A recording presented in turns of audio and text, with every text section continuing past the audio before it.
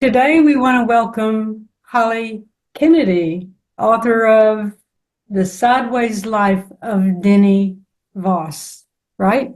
That's Hi. right. All right. Holly, tell us a little bit about Denny as a person. What are some of his traits?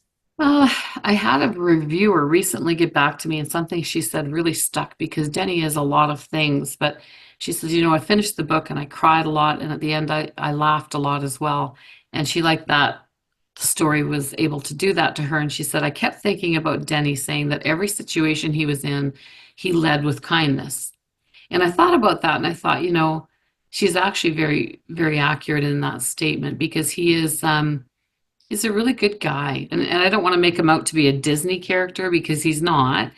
But he's pretty kind, and he pretty much stays in the moment, and lives for the day he's in, and looks for the good in it. And I think we need that. Frankly, I think we need people like that in our lives, right? Who aren't negative or toxic or draining for us. So I think he lifts the people up who are around him within his community, and that's why he has such a strong protective sense of community. Is they adore him too because he's just a good guy.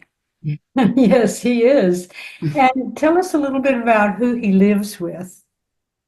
Well, he lives with his Nana Jo, and he adores her. She is older, and he lives with George, his blind and deaf Saint Bernard, which was my blind and deaf Saint Bernard. I adopted a blind and deaf Saint Bernard during COVID, and didn't think he'd ever be in a book. And at the time, I had started digging into writing this novel, and I had a Newfoundland in the book because we're a family of Newfoundland dogs. We've had Newfoundland dogs for 30 years. So I had a Newfoundland dog in the book for Denny, and it didn't feel right. And then we adopted this blind and deaf St. Bernard that happened to come into our life. And he really made an impact on our family. He only lived a year and then he passed away, which was unfortunate. But he impacted us in a big way, especially me. And at night when I was trying to write, there were a few nights where I was very upset and near tears. And he would come down and walk up, and he was a big guy, and put his head in my lap and just, he'd stand there for 20 minutes till I stopped crying. And one night I was petting him on the head and I thought, oh my God, this dog isn't mine. This is what Denny needs. Denny needs this dog. So I changed everything in the book and put George in the book, and everyone loves George that I've gotten feedback on. They love the Denny and George, Yes, dichotomy, right? So yes. he has George and he loves George, and then his cousin lives next door. His cousin's name is Angus. And Angus, I would say, I just had a recent podcast. They were asking about Nana Joe and Angus. And I said, he loves his Nana Joe. But Nana Joe's getting older, and her fragility is starting to show. And in this story, as we read it, I think Angus is his touch point. Whenever he has a problem or he's scared or something happens that throws his world into chaos, he goes to Angus. And I think it's just instinctual. And Angus talks him off the ledge in a really interesting way. Because Angus, I mean, adores him. He really does. Yeah. And how in the world does Denny become accused of murder? Or Well, that's a tangled mess, isn't it? Actually, yes, it is. yeah, the book starts in scene, and he's been charged and is arrested for murder, and all the elements are there. The motive is there. He had the opportunity, and I think it worked as a really good mechanism in a cross-genre book to pull the reader through. So when I wrote this book, I knew it would not be a mystery. I knew it would not be a family drama, and I knew it would not be just a coming-of-age tale. So I took all those elements and flipped it into what I felt is a cross-genre book. And in taking those elements in first person point of view, I wanted to give the reader a really unique experience, something that was quirky and different, but had depth that they didn't see coming. So I think as you read the book, the depth it's there, and it gets deeper and deeper and deeper. So it's interesting in writing the book. I had mentioned to somebody last week that this is my first ever attempt at writing in first person, ever. I've never written in first person. Wow. So, I just bit off, why not bite off more than you can chew? Wow. First Because you person, have four, this is your fourth novel, that's right? right. Mhm. Yeah, and the first three are told in third person. And with this one, I told it from a man's point of view. He's cognitively challenged. He's been arrested for murder. And it was intimidating, very intimidating. There were times where I would pull back and think, who do you think you are? Why are you writing this? But I loved him so much. and life is short, and I was having such fun writing it. And there were times where I was writing it, seriously, Doris, where I was in tears in certain scenes saying, I remember sitting at 2 in the morning at my computer crying, thinking, is anyone else going to ever feel the magic I am feeling of Denny's story? Oh, So yes. I was thrilled when we finally finished it. And my agent is lovely. She's wonderful. I've been with her 23 years. She's really hard on me. And she's an Oh, ex-editor. So we spent 8 months reworking the book and fine-tuning those little characters that are in there, like Elaine the Stalker, the girl who stalks Angus. And there's some characters in there that I think are lovely, and they just prop the book up and provide a really neat sense of community. Like I wanted readers when they were done to sit back and think, in this day and age with all of the technology we have, there are so many people who are missing out on community, the yes, sense of community that, and the value behind that, and the joy that it brings your life, you know? So, absolutely. yeah. And so what inspired you to write about a developmentally challenged person? Well, I explained some of that in my author's note, but I'll broaden it a bit. On both sides of the family, we have a few cognitively challenged individuals, and they're loved deeply by their family. One is the girl and one is the boy. And I took a lot of their traits, their purity and their innocence. There's a sweetness to the way they look at life, you know, at least the people that I Mhm. know like that. But they've also been through a lot, and they get the one girl that I talk about in my author's note was sexually groomed by a 60-year-old man, and her parents were busy and they're lovely, but they weren't, I guess, checking her phone every night. And he started drawing her out. And I sensed something was off, and I grabbed her phone from her one day and started looking at all of the messages and the pictures that he was sending her and the pictures he was demanding that she send him. And unfortunately, over a period of 2 or 3 months, what he taught her cannot be untaught.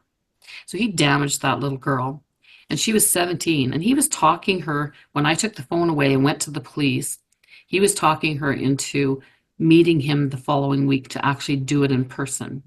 So it was a horrific, and I was so upset. You know, you have the purity and innocence of somebody like that going through life, and they have family and they have all these people around, and you have this predator step in. So, inspiration, when you think about characters, that man was eventually arrested, um, charged, had to wear an ankle bracelet. He's listed in some kind of website for sexual predators. I don't care. It's not like a website I'd visit. And I wanted to make the antagonist of the novel that despicable. So Yeah. I kind Yeah. of, took Mr. Teskey, who's got murdered in the novel, and is the murder victim. And I kind of built a lot of his characteristics around this gentleman. He's not a gentleman. Should never say that word. No, no, we should never call them gentlemen, should we? Yeah, Not that kind. no. What themes does your novel explore? I mean, That's interesting. I think thematically, it covers a lot of family. Like I say, it's really a book about the families we inherit and those that we create, because we do. If you look back on your life, I mean, I have it in mind too, where you'll have a neighbor who's just like an aunt to my boys, closer than the aunts that live far away. So distance can be an issue, and you find family and you create family. And Denny has done that in a beautiful way. And I think that it allows readers to kind of long for that in their own lives and say, I want to reach out. Maybe they should reach out to the 70-year-old guy across the street, and ask him if he wants to watch a football game with them or whatever. Um, so yes. there's, that thematically, that's certainly there. But it also speaks, I think, the whole book to human potential and how much we waste and how much we don't pay attention to the people that we discard because we think that they have nothing to offer. And that's not fair because we all have something to offer, right? That's So. true. That's true. How many times have you written and rewritten and deleted parts of the novel? And how long did it take you to write the whole thing? Okay, so I wrote the first 30 pages in 2010, 2009, 2010, early 10, and they never changed. They have never changed. They're exactly the same. I finished the first draft and then I did a second and a third, sent it to my agent, and we did 3 or 4 more. So there was 7 or 8 drafts before it went out. And then the guns, as you know, there's guns throughout the entire book. And if you tug that thread and try to pull the guns out of the story, it all falls apart because really the guns are what are promoting Denny to make a choice in his life and to try to make some change. And there were some publishers that were nervous about the guns. They were nervous about the political aspect of what's going on in the US with gun control and the divisiveness between the two parties. So I was really careful. I wanted to make it a human issue, not a political one, because I don't know of anyone that would, if someone said to me, "So do you hate guns?" No, but I hate people dying when they don't Right, have to. And right. tell me that you too don't, you like the idea of somebody walking into a school and shooting your grandson or your daughter, or, like, it's crazy. And we all hate that. Anyone with a heart hates that. And we want to make changes to that. So Denny getting wrapped up in what he did, in the manner in which he did, I think is uncomfortable, and it makes people think, but at least he's trying. You have Yeah, this neurodiverse, lovely man with a big heart, and he's just trying to make a change, you know? So that right. was important to me. Um, you you tell the whole story in Denny's voice and viewpoint for the entire way, and you use parentheses sometimes for internal dialogue, which I found fascinating. How did you find his voice? Doris, that was difficult. I have to admit, I was very careful. I was intimidated by Denny, and I didn't think I could do it. And in my author's note, I said that he wouldn't leave me alone. I would say I sat back and thought about Denny, made notes, tried to figure out his voice on and off over a period of about 5 to 7 years. Which is a long Whoa, time. a Yeah, long time. that's a long time. Oh, your dog's so cute. And then I would do a scene, and his voice sounded too schooled, and I wanted not a naivety. I wanted Denny. Well, what I ended up with. So I wrote a lot, deleted a lot, moved around a lot. And when I finally found his voice, and I realized that he parrots people, and people teach him things, like the parentheses are what people are telling him it is, right? And he talks about doing flirting and doing talking, and he has a different way of Yes, expressing himself, which I think is really both cute, but also just very Denny-like. yes. Um, it was hard to find his voice. And when I did, if I stepped away for 3 or 4 weeks and then had to go back to do more editing, it took me 2 or 3 days to get back into his mindset and back into his voice. And today I miss him dearly. When I signed the book off into production, I had a good cry. I did not know how attached I would get, not just to Denny, but to all the characters and to this story. I love this book. Not that I haven't loved my other three. I mean, I'm very proud of them, but I love this book. And I think it has a broad reach, and it speaks to a lot of generations. And I think there's magic in it. There really is. Oh, yes, there is. Your writing has been compared to Carson McCullers, who wrote The Heart is the Lonely Hunter, a classic that really ranked among the top 100 English novels of the 20th century. And I feel that this one will be a classic as well. How have you learned to write such enthralling prose? Oh, wow. Um, Sounds horrible because I don't have my MFA.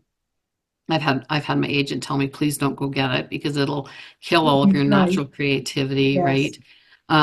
And things might not be 100% accurate in the way I do them, but for me, it's story first. So I guess I should respond in that way.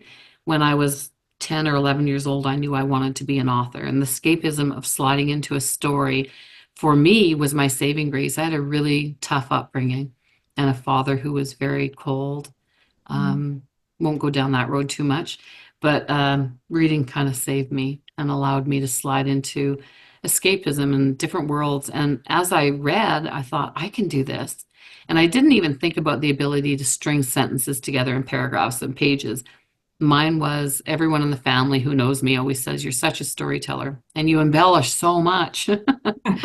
So, so I think it just grew from there. And I read voraciously, and every time I open a book that I love, I think, "Oh, what is this author going to teach me?" And when I'm Mhm. reading, I write. This is horrible. Some people don't like it. I write in my books. I fold the pages. I write in the the sides of the pages and put post-it notes. By the time I'm done a book, and actually, I have two American Dirts in my filing cabinet here. I have, Emma Donna, who wrote Room. Yes. from a 5-year-old boy's point of view, and that would have been difficult. She's brilliant, just brilliant. I have 3 of hers because every time I see one, I grab it, and then if people are looking for a good book, I give it to them. So I like to have those on hand. But you learn a lot. You look at them and think, gosh, they don't necessarily follow the rules in what they're doing, but it's very real. Mm. And when the book was finished, when we sent it out on submission, my agent, she sent it to, I won't say the person's name, but she's an ex-executive editor who ran a big publishing house. And now she does reviews for the New York Times. And she came back. She didn't tell me she was giving it to her and sent me her email. And this lady said that the book brought her to tears, that she was verklempt and her chest hurt. And she just could not believe how much thinking she did on the characters. She said, I will never forget Denny. And I will never forget Angus. And she said, I can finish a book a week later and I can't tell you who was in it. But she said it reads like nonfiction in the best possible way. And I was stunned that she said that. Yes. And I thought, I think the real trick for me is trying to be real on the page. I've had people say, is there swearing in the book? Yes, there is. And I'm not pulling it out. If a character swears, they swear. I want to be true. I mean, if it's gratuitous, there's no point in Right. putting it in. But Right. but I don't think that you should limit yourself or allow people to say, let's pull this out and dust it up a bit and take out swearing and take out anything that's rougher. Or the guns is another issue. So I'm trying to be real. Yeah, well, yes, and you are. You are. Mhm. You say that Denny was your most difficult story to write. Why? Yeah. Well, I had to put myself in a man's head space, right? And I was saying to someone recently that each chapter that I wrote with Denny, I would make a list of what I was trying to accomplish. And because it's in first person point of view, the difficult obstacles that I would run into, and I've not written in first person before, is I'm trying to accomplish 6 things, and that I can only do it through dialogue, the setting, the characters that are interacting with him in dialogue, and through Denny's mind. And that's not always easy to do. You No. think it's easy, but it isn't. So I have to have those parentheses where someone's taught Denny something, or Denny looks at things completely differently than we do. Like when he describes his job, I'll use a real quick example at Dot. He says Angus works full time and I work part time and I pick up roadkill for a living. And Angus tells me they're lucky to have me because there's never any roadkill on the days he works, and there's always lots on the days I work. Well, we all know what's going on there, but Denny doesn't. He's just barreling along, happily being Denny. So I think in his dialogue and the way I mastered that with his voice is there are many things Denny would describe, and we know better. We know what it really means, and Denny's just bopping along, accepting whatever he's been told. And I think there's something kind of sweet about that. And you get protective of them. Oh, yes. How did you find your agent? Because I know she's been your agent for a long time, Lisa Dawson. But how did you originally find her? Uh, Liza and I have been together 23 years, and I wrote a book. I wrote a short story called The Tin Box. It evolved over a period of a year into a novel, and I went to the Maui Writers Conference and retreat years ago and took it there, and everybody loved it. And then I did up a really slam dunk query that Liza liked so much she framed it and had it in her office for 15 years on the wall. And she would tell her assistants if the query letters, because she had them sitting out front going through query letters, and she would say if the query letter's not that good, I don't want it. I don't want to see the book. Ah, She was ah, so sweet. So for some reason, we really connected in how my voice. She liked my voice with the tin box, and I was new at it. I mean, I'd never written anything before. And when she phoned me, I queried her, and I had, I think, 5 or 6 rejections, and I was really down about it. And I'm a business person and a marketing person, and I ran, a huge $10 million business, and I understand what it all takes. So I can't help but think about, okay, who's the agent and who's the publishing house? And I did all my research back then. It wasn't online. There was a big no. book you would buy to look up agents, right? And in my queries, I was turned down by 5 or 6, and then 3 offered me representation in about 48 hours. And Liza was one of them, and I phoned her, and we were chatting. And I think that she's just very real, and so am I. And I Mhm. said to her, I do have 2 other offers, so I will send you the book, but I need an answer within 48 hours.